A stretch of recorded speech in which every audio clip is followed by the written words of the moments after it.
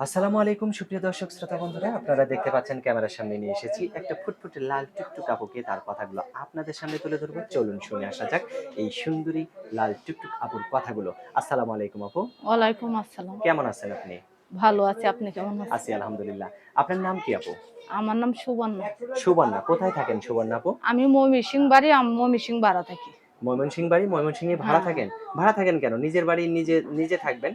নিজের বাড়ি নাই, নিজের বাড়ি অসহায়। নাই? না, না। জায়গা জমিও নাই? জায়গা জমি নাই বলতে মানে আমাদের নাই, নানির আছে, নানিটার মধ্যে ও থাকি। নানির আছে। হ্যাঁ, আপনার বাপ মা আছে? আমার বাবা নাই, মা আছে। বাবা নাই, মা আছে। বাবা নাই কেন? বাবা মারা গেছে। মারা গেছে? তো এখন কার কাছে থাকেন? আপনার মায়ের কাছেই? না, আমার মার কাছে, নানির কাছে থাকি, বাসা ভাড়া থাকি। নানির কাছে থাকেন? হুম। তো ভাড়া বাসায় থাকেন যেখানে, সেখান থেকে আপনার জন্মস্থান কতটুকু দূরে? অনেক দূরে নাকি কাছাকাছি?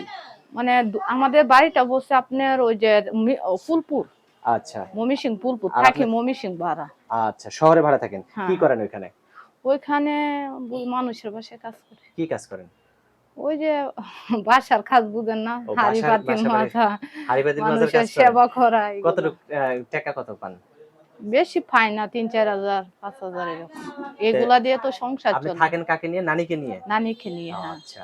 তো এখন আপনার যদি বিয়ে হয় বা আপনার বিয়ে হয়েছিল নাকি? হ্যাঁ, আমার বিয়ে হয়েছিল। বাসা জামাই ভালো ছিল না, মানে হ্যাঁ। ডিভোর্স দিয়ে দিছে।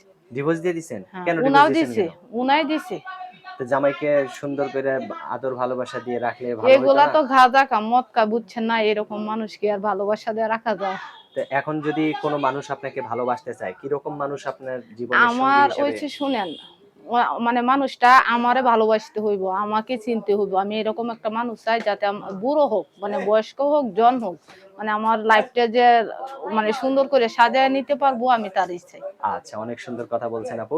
আপনার ফোন নাম্বার দিবেন ভিডিওতে? হ্যাঁ, আমার ফোন নাম্বারটা দেবো, আপনি মুখস্থ বইলা আছে? দেন, ওই যে এখানে না মুখস্থ। আমার হাতে যে নাম্বারটা দিছেন, এই নাম্বারে যদি কেউ ফোন দেয়, আপনি ধরবেন তো? হ্যাঁ, হ্যাঁ, আমি নাকি আবার ধরবো। আপনার জামাই ধরবে? না, আমার জামাই নাই তো, জামাই আচ্ছা, থাকলে কি আচ্ছা। প্রতিবেদন আসি?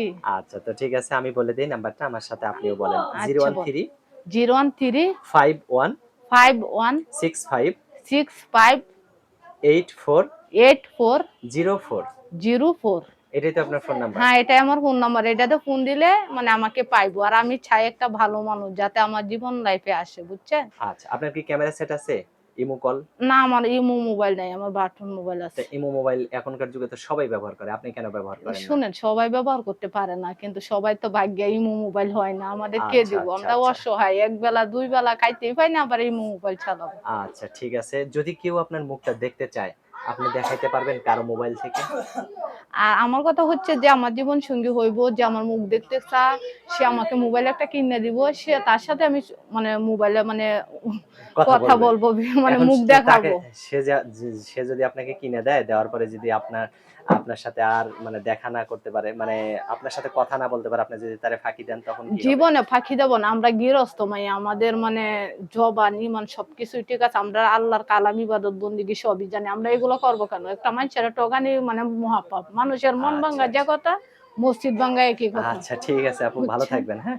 ধন্যবাদ। আপনার কথাগুলো শুনে খুবই ভালো লাগলো। ভালো থাকবেন আপু, হ্যাঁ? প্রিয় দর্শক, আপনারাও ভালো থাকবেন। আর এই সুন্দরী আপুটিকে যদি কারো ভালো লেগে থাকে তাহলে অবশ্যই যোগাযোগ করবেন ভিডিওতে দেয়া নাম্বারে। ভালো থাকবেন সকলেই। আজ এ পর্যন্ত।